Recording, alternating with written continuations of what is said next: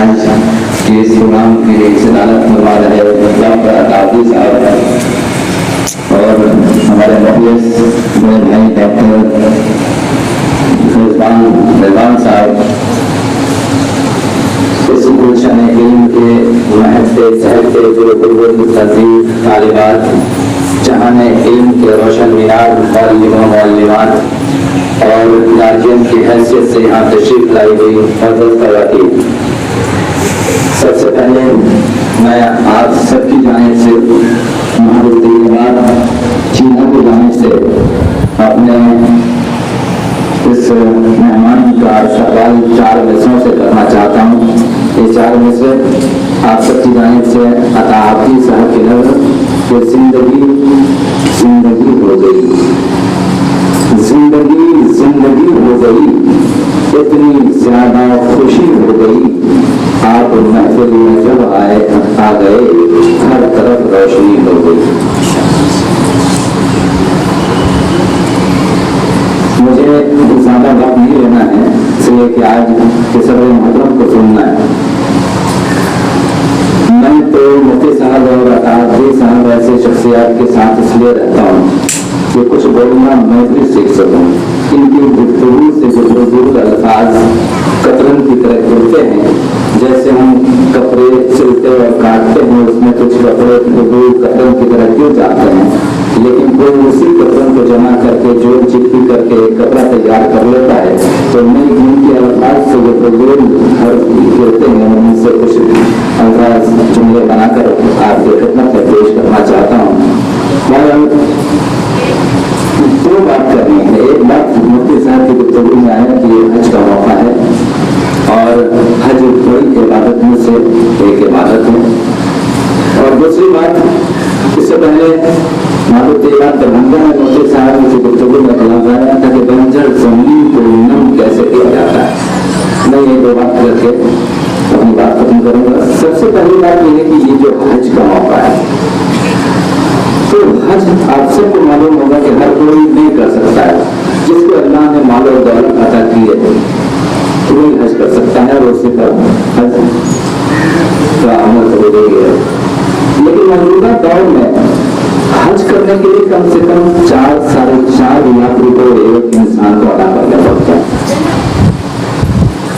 تو میں یہ بات کہنا چاہتا ہوں کہ کیا 4-4.5 لاکھ روپے ادا کر کے حج کرنے پر اس بات کی گارنٹی ہے کہ اس کی یہ عبادت، اس کا حج قبول ہوگا یا نہیں ہوگا؟ مفتی صاحب سے پوچھ لیجیے۔ یہ تو اللہ کا کرم اس کا فضل ہے کہ وہ جس کی عبادت چاہے اسے قبول کر لے۔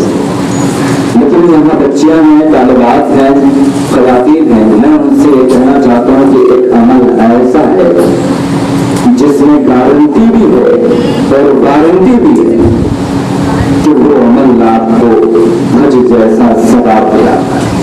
اللہ کے رسول بیٹھے ہوئے تھے، صحابہ کرام بیٹھے ہوئے تھے، اللہ کے رسول نے کہا کہ جو شخص اپنے والدین کو محبت بھری نظر سے دیکھے گا وہ حج کا ثواب پائے گا۔ ان کے ساتھ خوش کی اس میں گارنٹی بھی ہے اور وارنٹی بھی ہے۔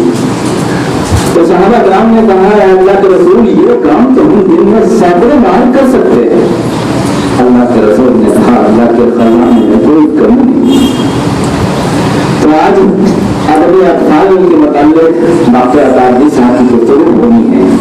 ان بچیوں سے اور جو بڑی بچیاں ہیں ان سے بھی یہ کہنا چاہتا ہوں کہ اپنے والدین سے اتنی محبت کیجیے کہ دنیا میں آپ کا آئیڈیل اور کوئی نہیں، آپ کی ماں ہو اور آپ کے والد ہو۔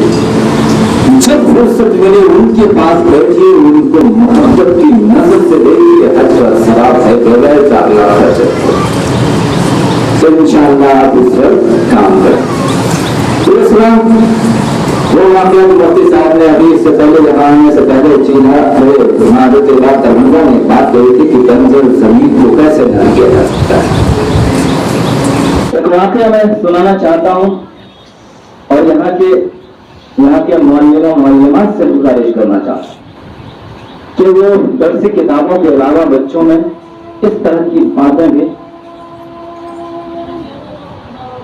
اس طرح کی باتیں ان کو سمجھانے کی کوشش کیجیے کہ زندگی میں منفی سوچ، جس کو ہندی میں کہتے ہیں نکاراتمک سوچ، انگریزی میں کہتے ہیں نیگیٹو تھاٹ، یہ کبھی آپ کے ذہن و دل میں نہیں ہونا چاہیے. یہ آپ کی ترقی کی راہ میں رکاوٹ ہے.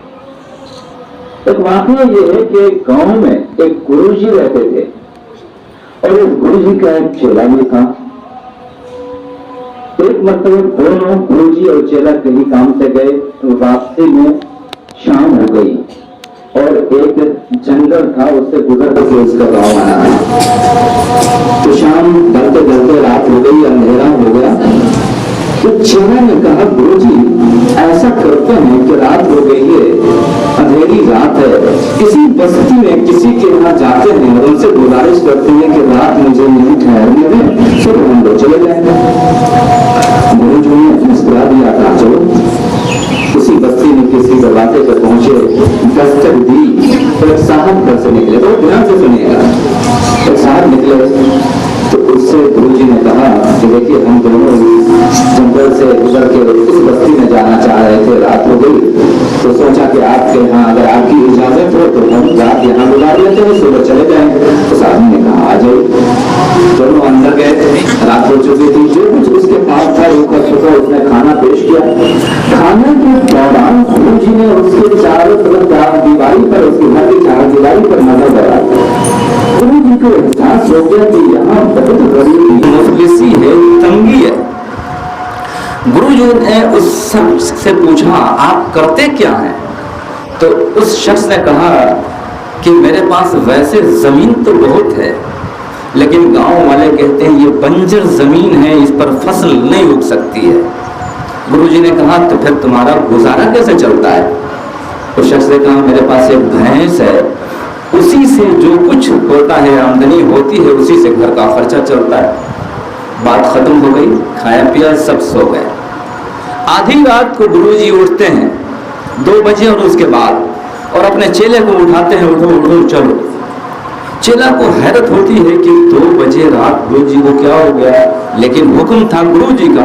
چیلا باہر نکلا اور جب باہر نکلا چلنے کے لیے تو گرو جی نے کیا کیا، اس آدمی کی جو بھینس بندھی ہوئی تھی نا بھینس، اس بھینس کی رسی بھی کھول لیا اور بھینس کو ساتھ لینے چلے. چیلا نے کہا کہ گرو جی اسی سے اس کا گزر بسر چلتا ہے، یہ کیا کر رہے ہیں؟ گرو جی مسکرائے اور کہا چلو لے کے چلو. بات ختم ہو گئی. دن گزرتا رہا. وہ چیلا بھی اب گرو ہو گیا اور کسی اور بستی میں جا کر کے وہ اپنا خیمہ ڈال دیا.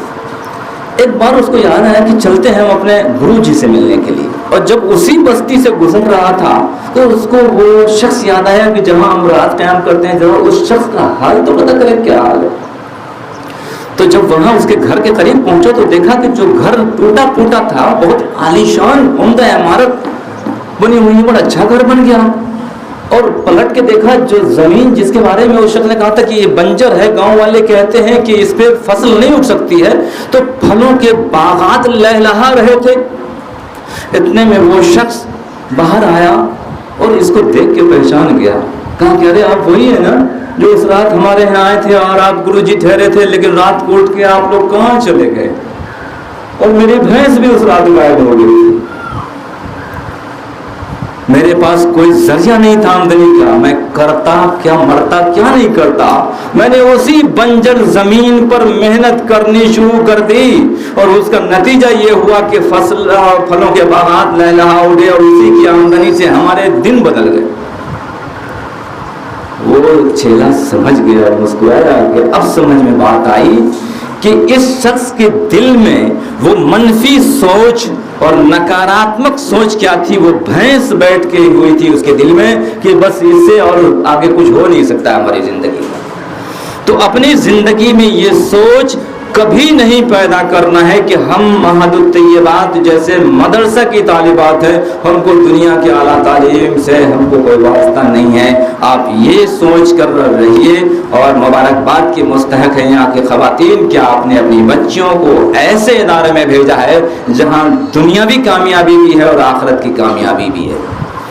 میں عطا عبدی صاحب کے بارے میں یہ کہنا چاہتا ہوں کہ ان کی کتابیں ہیں بڑی بچیوں سے میں گزارش کروں گا کہ اگر وقت ملے تو ان کی یہ کتاب بڑی بچیاں ضرور پڑھیں گی۔ عطاءالدین سے اللہ تعالیٰ نے یہ کام لیا ہے کہ 2 درجن سے زیادہ 25-30 کتابیں انہوں نے لکھی ہیں، اور ان کی کتابیں صرف ہندوستان ہی نہیں، ہندوستان سے باہر بھی اہل علم و دانش کی نظر میں قدر سے دیکھی جاتی ہے۔ یہ کتاب اور ان کی گفتگو نہ صرف دل بدل دیتی ہے بلکہ زندگی بھی سنوار دیتی ہے۔ ایسے مضامین ہیں کہ آپ کو لگے گا کہ یہ عطاءالدین نے میری کہانی سن کے لکھا ہے اور میری اصلاح کے لیے لکھا ہے۔ وہیں عطاءالدین صاحب کے ہاتھ میں ان کی ایک کتاب ہے، میں وہ بھی دکھانا چاہتا ہوں، جو یہاں کی معلمات سے گزارش کرتا ہوں کہ اس میں جو نظمیں ہیں وہ یہ نظمیں بچیوں کو ضرور پڑھائیے گا۔ خوشبو نظمیں اپنی بچیوں میں عمدہ اور اعلیٰ اقدار اس سے پیدا ہوں گے۔ تو عطاءالدین صاحب یہاں تشریف لائے، یہ ہم سب کے لیے بڑی خوشی کی بات ہے۔ لیکن عطاءالدین صاحب عطاءالدین کیسے بن گئے؟ حالات بہت سازگار نہیں تھے۔ ان کی زندگی آپ پڑھیں گی تو لگے گا کہ پریشانیوں اور غم کا مجموعہ ہے ان کی زندگی۔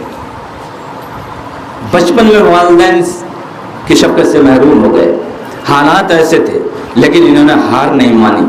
ان کی شاعری میں آپ کو لگے گا کہ خراب اور پریشان حالات میں بھی جینے کا ہنر کیسے سیکھا جا سکتا ہے۔ آپ کو حوصلہ ملے گا عطاءالدین صاحب کو پڑھنے کے بعد، اس لیے موقع نکال کے آپ پڑھیے گا۔ میں عطاءالدین کیا ہیں اور ان کی شخصیت کیسی ہے، میں 4 مصرے کہہ کے اپنی جگہ لیتا ہوں کہ یہ الگ بات ہے کہ خاموش کھڑے رہتے ہیں، یہ الگ بات ہے کہ خاموش کھڑے رہتے ہیں، پھر بھی جو لوگ بڑے ہیں وہ بڑے رہتے ہیں، اور ایسے لوگوں سے ملتا ہے ان کا شجرہ جن کے قدموں میں کئی تاج پڑے رہتے ہیں۔ بہت شکریہ۔ بہت اہم باتیں، اچھی باتیں اور بہت قیمتی باتیں بتا رہے تھے آپ کو ڈاکٹر منور راہی صاحب۔ ان کا کمال ہے کہ اللہ تبارک تعالیٰ نے ان کو گفتگو کا بھی سلیقہ عطا فرمایا ہے، ان کی شخصیت بھی واقعی بہت منور ہے۔ اللہ تعالیٰ جزائے خیر عطا فرمائے۔